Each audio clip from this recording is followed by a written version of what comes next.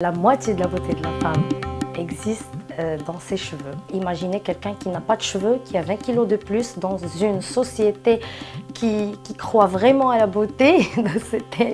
C'était une vraie souffrance.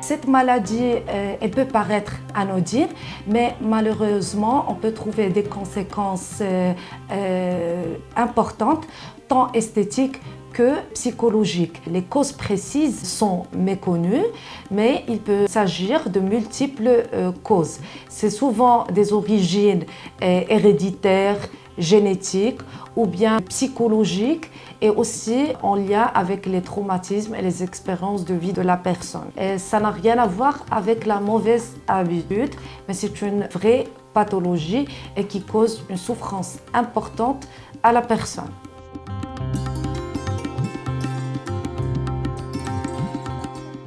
J'arrachais les cheveux des poupées avant que je commence à m'arracher les cheveux. Et de la même manière, c'était la dernière victime que j'ai gardée ici.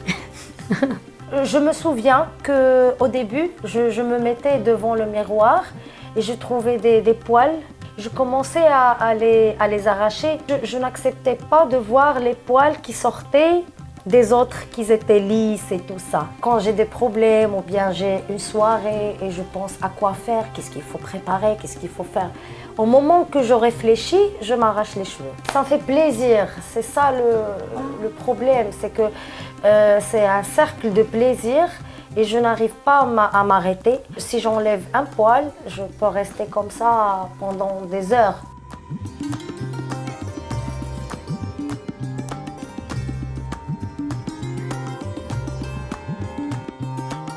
Sur Instagram, sur Facebook, on partage des photos avec les gens et je ne pouvais jamais montrer ma faiblesse ou dire j'ai un problème ou je ne sais pas quoi. Donc j'ai choisi la manière la plus efficace, mettre une perruque et faire semblant que c'était mes cheveux. Il fallait que je sois belle.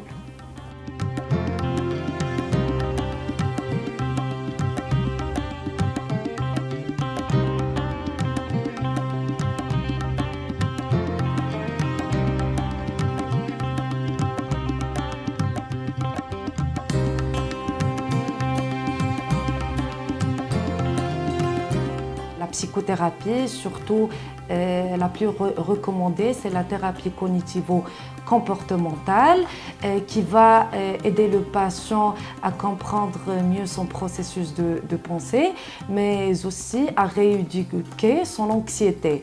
Il y a aussi le traitement médicamenteux qui est aussi recommandé. En tout cas, pour les formes sévères, c'est recommandé de faire une association de traitement entre le traitement psychothérapeutique et le traitement médicamenteux.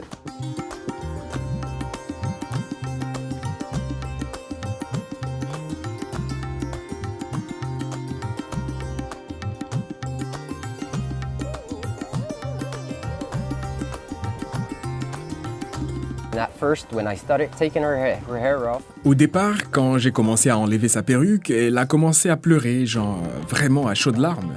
Elle pleurait et j'ai commencé à la consoler. Ce n'est rien, tu seras magnifique, fais-moi confiance. Et après, quand c'était fini, elle s'est regardée dans le miroir et elle était stupéfaite. En fait, elle se plaît beaucoup comme ça. Elle a commencé à avoir ce sourire un peu niais qu'elle a maintenant tout le temps sur son visage. Ce sourire innocent. Innocent smile.